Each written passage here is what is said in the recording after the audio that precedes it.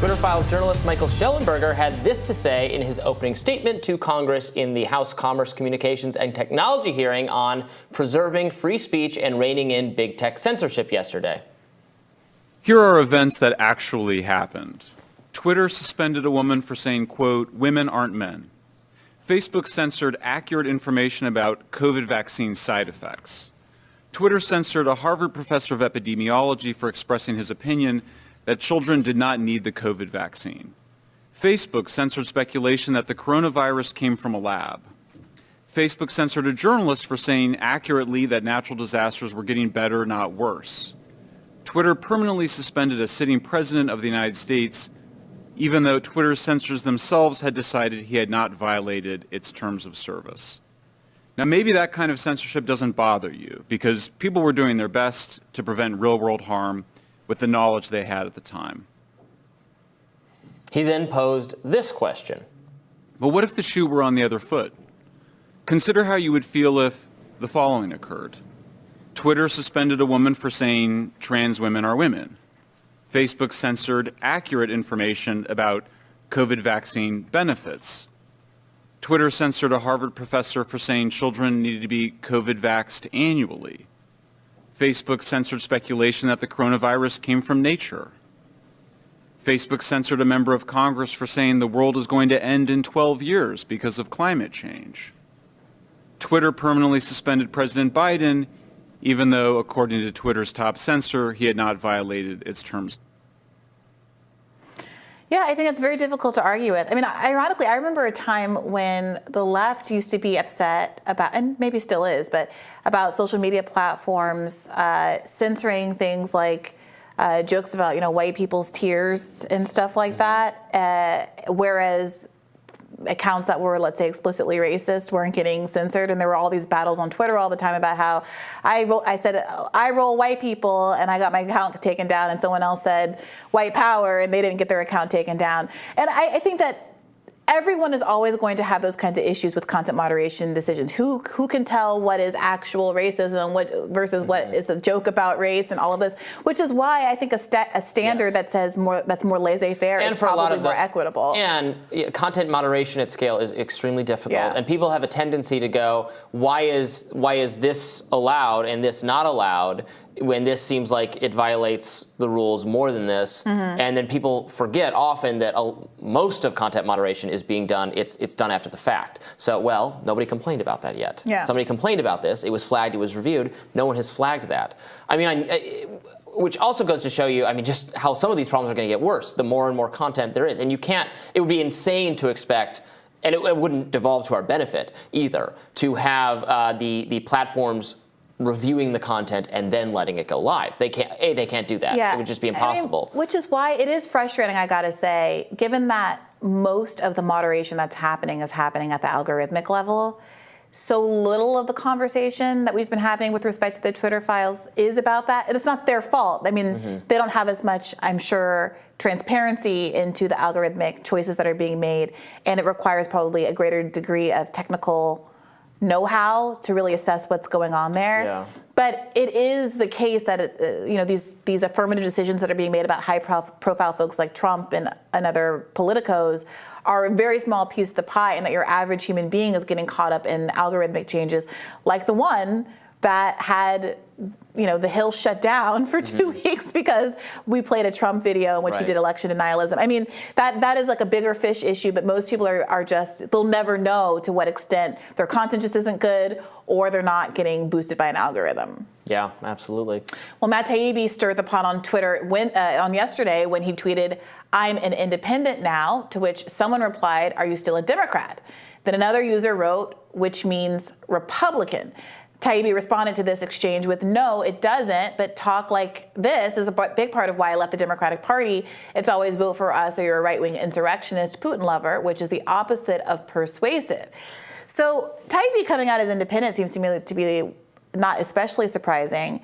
He is someone who I think self-described as a Democrat who would vote for people like Joe Biden much longer than I think a lot of people in my leftist community would. So it's surprising to that end. A lot of us have been kind of identifying as independents for a long time.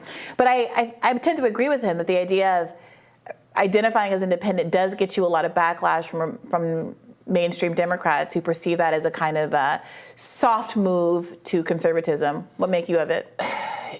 It's just another example of this trend of people who would have once been accepted in progressive or left circles, now, being independent and almost having friendlier ties to some on the right, the way Joe Rogan does, the way Tulsi Gabbard does, the way, and on and on and on, all these, Russell Brand almost, Glenn Greenwald, all people who are friendly on the show and have been on the show in the past, whose worldviews, especially on these issues, I strongly agree with, especially on the speech, tech, censorship, all that stuff. I think it's probably ultimately a criticism of mainstream Democrats and mainstream media for making these people who are not saying anything that should be counter to what a progressive thinks about free speech and censorship, but these people don't feel welcome in those circles anymore because of the enormous, for many reasons, but including, I think, the enormous capture of mainstream media and Democratic Party by national security and law enforcement that kind of occurred during the Trump years, whereby you just hear endlessly about, if you watch CNN, MSNBC, if you read New York Times, Washington Post, Atlantic, it's all about how bad faith Russian actors are destroying our democracy on social media. And Taibbi was the way he got alienated from liberals after being... He's been trying to preach sanity on Russia for the beginning since the 90s. And saying he was a liberal darling, the broad left darling for many years, and the reason the fracture happened over his Russiagate reporting. Yeah. At the end of the day, he couldn't survive that. Trump became this animating force that defined all of American politics. And I will say also on the right, it's not as though Liz Cheney is getting a warm reception in the Republican Party.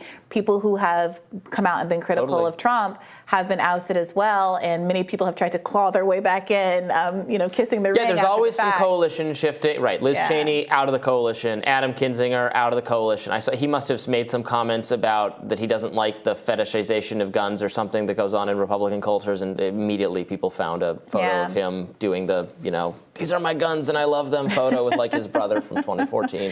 But that's right. So he doesn't sound like that anymore because he's now part of the Democratic coalition. It doesn't matter what he says about his nominal affiliation. He's part of the Democratic coalition, and so the things he says, the attitudes he takes, the things he focuses on will align with the Democratic coalition. And, increasingly that's going to happen with people like Joe Rogan, with people like the independent-minded people we're talking about, because they're getting a warmer reception from Republicans. Well, but it's going to be hard not to feel captured. I am not a Democrat. I'm not condoning it. I'm saying that's the... But I have a problem with this because I'm not a Democrat, but no one who ever listened to the words coming out of my mouth would ever think that I would in a million years have any sympathy with the Republican Party, because my critique is of a corporate style of politics that is equally present in both of those two corporate parties. Why would I jump out of a frying pan into a fire? That's ridiculous.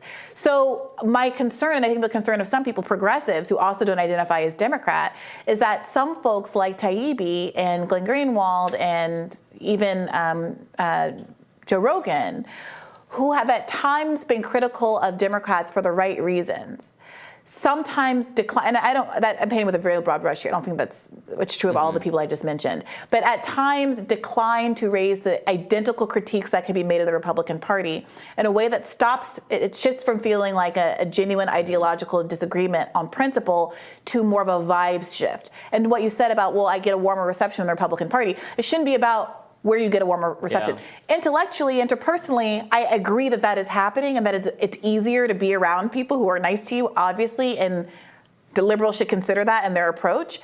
But intellectually, in terms of thought leaders and people that I respect and who I listen to, it is troubling that would start to have an effect on these principled critiques that you have rightly made of the left when you are now being embraced by the right. You have to have the integrity to continue to push back against systems that are a problem, even if the people who are part of those systems are nicer to you. Yeah, no, I don't disagree with you at all. It's a lesson for the Democratic Party, for actual members of Congress. I mean, we've watched, the other hearing, the hearing with Taibbi and Schellenberger, and the level of contempt for them on these issues was really stunning. And it's just going to drive away people, from D to I, To R. Now, I wish there were some real good third-party options, because then I think the slippage would be more difficult. If independents could prove their independence and have some place where they could actually rally around shared interests outside of the two-party system, I think there would be a lot of opportunities for strength there.